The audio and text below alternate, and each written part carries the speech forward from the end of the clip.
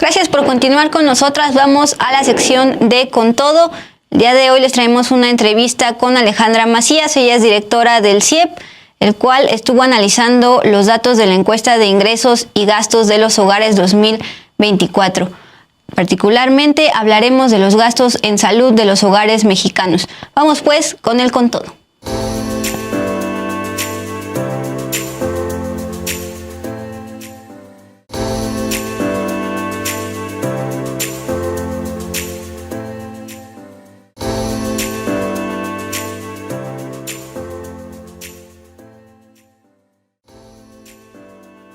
Bien, el día de hoy, el día de ayer, el INEGI publicó esta encuesta de ingresos y gastos de los hogares mexicanos 2024 y el 13 de agosto el INEGI también publicará los datos de medición de niveles de pobreza y pobreza extrema a partir de los datos de esta encuesta. Mientras tanto, pues bastantes organizaciones civiles y economistas han estado sacando bastantes análisis respecto a esta encuesta.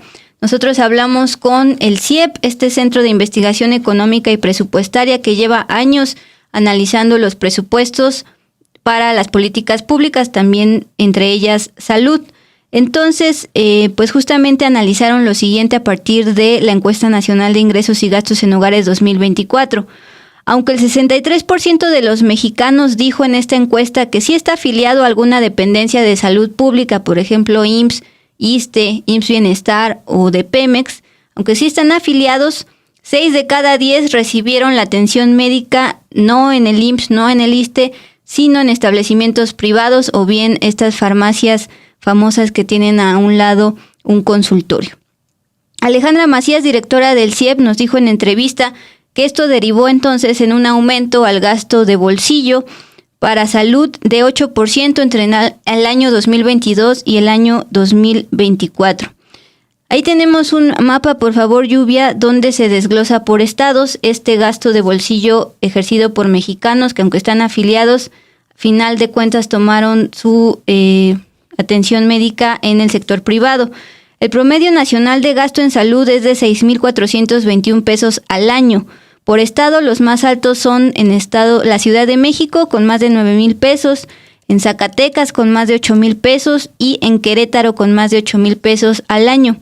En tanto, los más bajos gastos en salud por parte de los mexicanos al año se reportaron en Baja California con 4,000 pesos, en Quintana Roo con 4,000 pesos y en Veracruz con 4,000 pesos en números cerrados.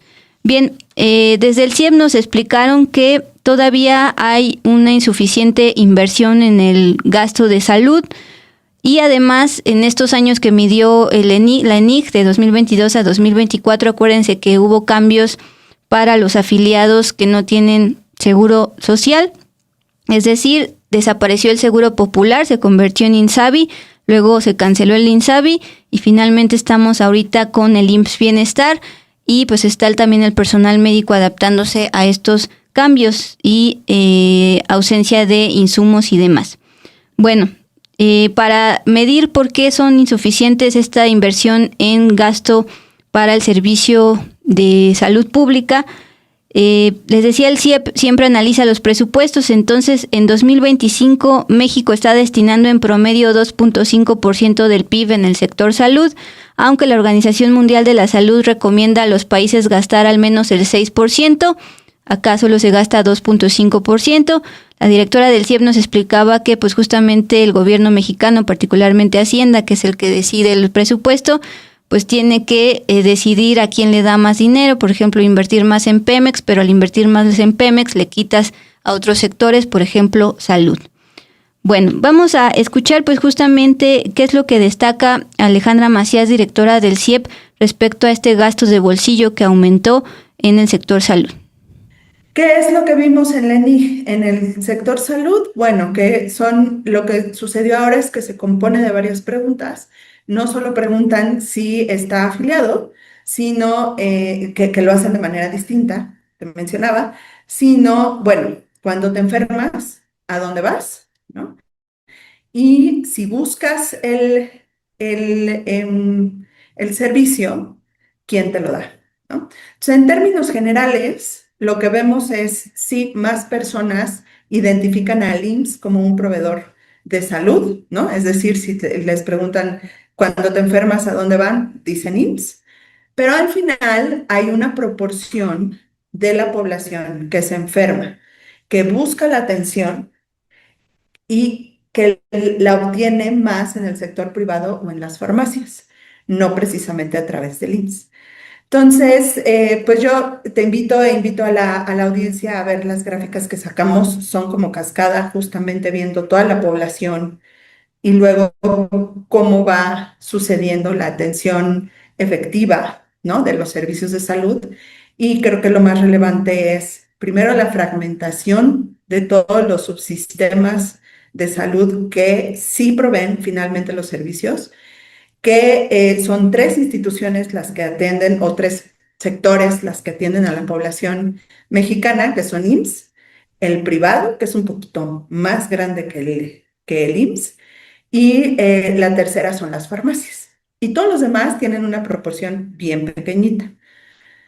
Esto también lleva al aumento del gasto de bolsillo, ¿no? Que ayer dijeron nada más es el 8%, pero, perdón, pero el 8% es un aumento importante y sobre todo es importante para las personas con menores ingresos, quienes pues seguramente tienen menos posibilidades de acudir a un servicio privado, eh, ¿no? Y pues muchas veces las soluciones las encontramos en las farmacias. No inyectamos presupuesto a salud. O sea, este año estamos destinando 2.5% del PIB a salud, lo cual es muy parecido a lo que destinan países en África, por ejemplo. O sea, somos el país de América Latina que menos gasta en salud, gasto público, ¿no? O invierte. La verdad es que deberíamos de hablar de inversión pública. Pero se confunden luego ahí los términos, ¿no? Pero es 2.5 del PIB cuando la sugerencia de la Organización Mundial de la Salud es 6% del PIB para un sistema mediano de salud pública universal, ¿no? Y mediano me refiero a ciertas intervenciones, ¿no? Es muy difícil financiar todo para todos. Pero entonces, primero, no le inyectamos dinero y por eso está pasando eso. O sea, no es al revés, ¿no? No es que tengamos presupuesto y que decidamos de todos modos ir a las farmacias. Más bien decidimos ir a las farmacias porque el sector público no tiene presupuesto y no provee de los servicios de manera eficiente y eficaz, ¿no? Y depende mucho de la atención. Definitivamente IMSS está más especializado en esa parte de tercer nivel crónico-degenerativas, pero de todos modos el presupuesto no le alcanza para atender a todos los que necesitan ese tipo de intervenciones. Entonces, incluso de hablar del primer nivel, ¿no? De poder integrarse de alguna manera a las farmacias, porque están en todos lados.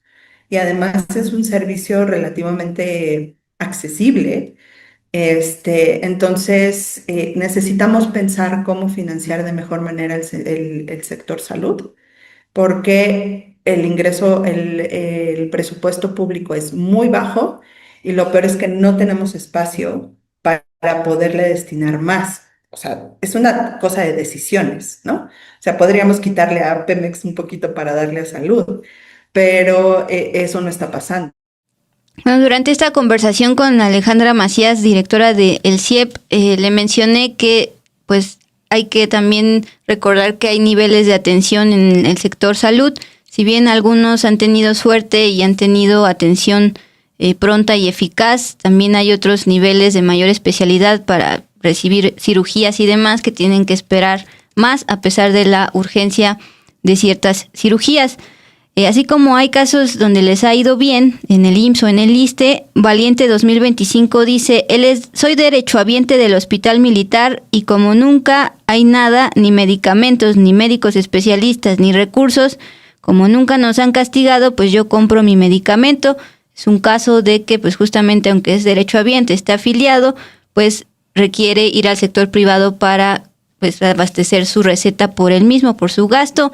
8% ha subido el gasto de 2022 a 2024 en el sector salud o para salud.